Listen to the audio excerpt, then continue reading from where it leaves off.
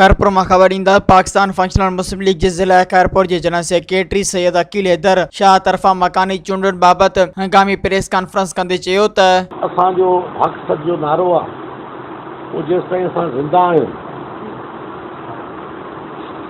जेसीं ताईं असां ज़िंदा आहियूं त इंशाअल्लाह आख़िरी दम ताईं उहो असांजो रहंदो। माज़ी तव्हांजे साम्हूं आहे, असांजो किरदारु तव्हांजे साम्हूं आहे।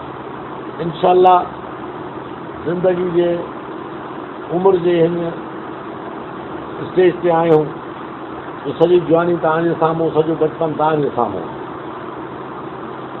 असांजो किरदारु तव्हांजे साम्हूं।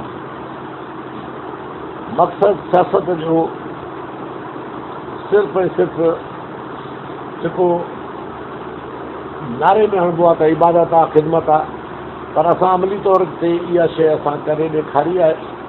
ऐं हू तॾहिं वञी आवाम जी ख़िदमत भरपूर थिए थी जॾहिं आवाम असांजो साथ ॾिए थी ऐं असांखे पंहिंजो नुमाइंदो चूंडे थी। जॾहिं असांखे आवाम नुमाइंदो चूंडे थी त असांखे इख़्तियारात मिलनि था। हे हिकिड़ो सिस्टम आहे जंहिंखे जमहूरियत चवंदा आहिनि।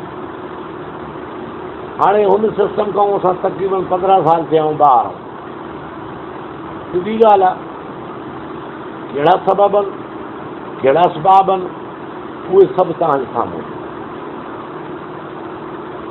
ज़रूरी न आहे त हर दौर में सभु माण्हू असां सां सहमत हुजनि, असां सां जेको आहे असांखे वोट कनि।